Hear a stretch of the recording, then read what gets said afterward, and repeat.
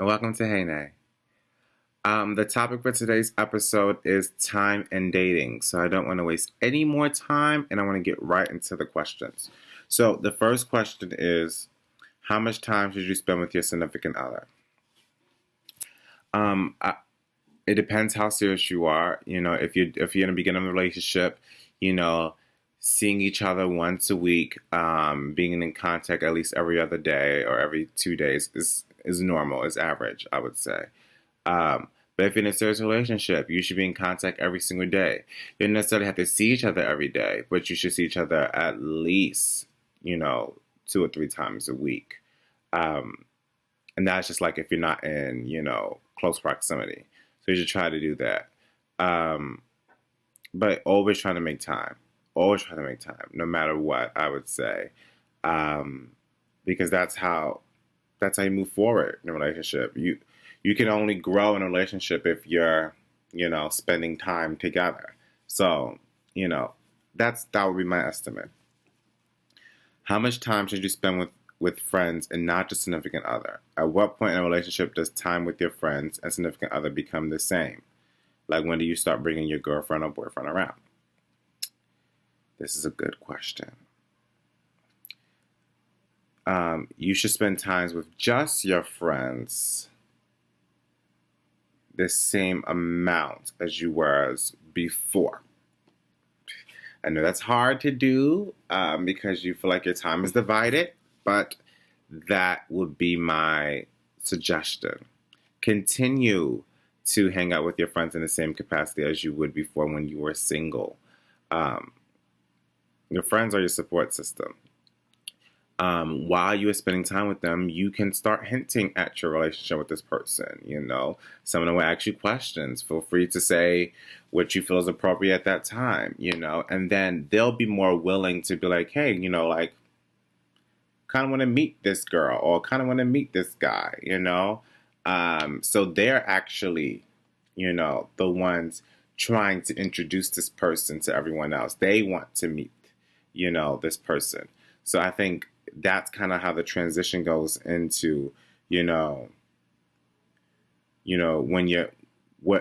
is the appropriate time to bring that person around, to bring that girl or boyfriend around. That will be the time when your friends are saying, hey, I would like to meet this person. You know what I mean? Or, oh, really? Like, or they're continuously asking specific questions, but like, you may not necessarily even know those answers. Maybe you should ask her, or maybe you should ask him, whatever. And that's when you bring that person around. And sometimes they'll even invite that, your partner to see. And those are great opportunities. Golden opportunities. Should it be an issue if your friends start saying that you spend too much time with your significant other? Absolutely. Absolutely. And sometimes your friends won't even tell you. And sometimes they don't tell you because they're not sure how you would react. But yes, your friends are saying that you spend too much time, or you get in the vibe that they kind of feel that way. 9 times out of 10 is kind of true. You should not be spending, excessive time, with your partner and start neglecting, your friends and your family and things like that. You can't do that. So if your friends are bringing to your attention, then maybe there's something to that. And I know it's hard to see because, sometimes your friends could be a little bit jaded, I think would be the proper way to say that. But if different types of friends or different friends who don't know each other are saying that, that's a huge indicator. Or if a friend and a family member is saying that, then that's an indicator. So think about that, definitely think about that. And if you kind of feel like you're blowing off your friends a lot, then, maybe it is an issue. If they're saying something to you, sounds like it might be an issue. How much time is it appropriate to start considering engagement/marriage? Okay. This one is a hard question, and I think it is very, very subjective. So I'm going to answer it a different way. I'm going to tell you when it is not okay when it is not time to start, considering, engagement or marriage. It is not time, when you've barely known each other for a long period of time. If you're just meeting, that's not the right time. If you haven't cohabitated for a long period of time, it's not the right time. If you don't know personal things about the other person, it's not the right time. If you haven't introduced this person to your family or your friends, it is not the right time. If, you know, things are going rough for one specific person in the relationship, it is not the right time. And, to say this you know, is hard because I know some of us jump into it anyway. You know what I mean? We do it anyway. We get caught up in our emotions. We're feeling how we feel, and we want to be present. We want to do it. We want to, you know, dive in and just start our life, into it already. Some of us have goals in which, hey, I want to be married at this age, or hey, I want to be married after I'm done with school and stuff like that.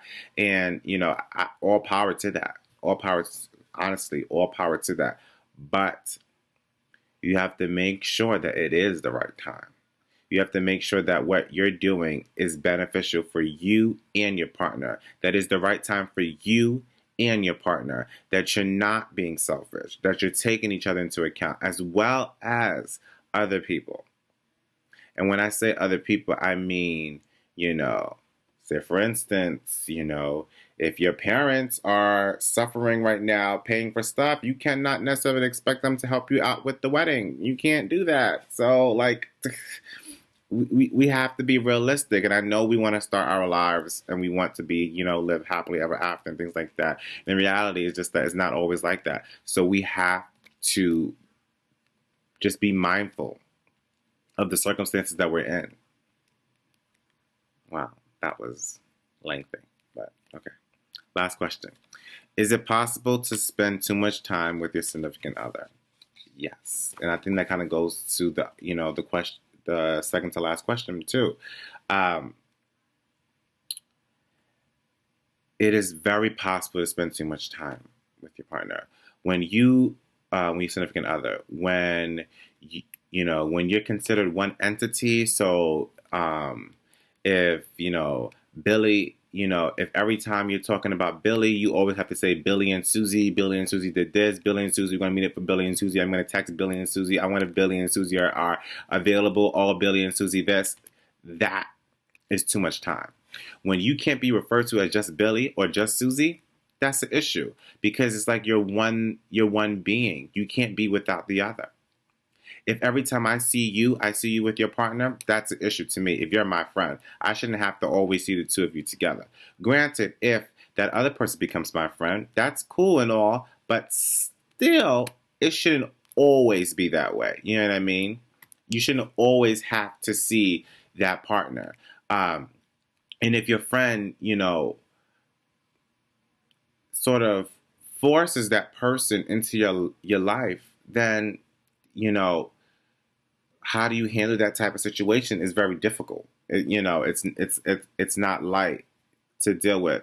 But I know sometimes people try to force their partner into their friend group because they want to share that time. They want to, I'm spending time with my friends and my partner. So now, it's good and I don't have to spread myself thin. And it's very risky doing that. It's very risky doing that because if a breakup occurs, things can change. Things can, all types of things can transpire. And if a friend decides to, do something else, then things can change, and we can't. It's messy. So yes, you can spend too much time with your partner. You can. You don't have to do everything together. You can say no. Hey babe, let's go, let's go grocery shopping. No. Hey babe, let's go see this movie. No, I want to go see this movie with my friend. You can say no. I don't understand why we don't do that. It's crazy because people get so caught up in their relationship that they forget everything else. They feel like just because they're invested, that they're indebted to their partner. And I hate that. It's actually a pet peeve of mine. I don't understand why people do that. You know, you make it seem like this person is your entire world now, and that because you are with this person, you have to do things with this person and no one else. That this person is the priority. You know what I mean? And I'm not saying that your partner shouldn't be a priority in your life, but they shouldn't be the only priority. Your friends, your family, they should be considered priorities as well. Yourself, you know? When do you even have time for yourself? Can you be alone? Can you breathe? Dang. I'm just being real only because of the fact that I think that this is so common. This happens, especially in young couples. We cannot have this. This is why we have issues. This is why people jump into marriages and end up having a divorce. This is why, we have hard heartbreaks, or, we can never get over this other person, or we go from one bad relationship to the next. This is a cycle that continues and continues, and it's because, we're not valuing ourselves first. You have to value yourself before you value someone else. You have to know yourself before you know anyone else. You have to take a stand in your relationship. And if your partner doesn't understand it, or your partner can't handle that, or your partner can't deal and wants to be clingy, then that is not the partner for you. And I feel like I'm starting to sound preachy, so I'm going to stop. But I just hope you take the time to listen to what I have to say. Cool? Thank you guys for taking the time to watch. And as always, subscribe and remember to always start your day off with a hey. Bye.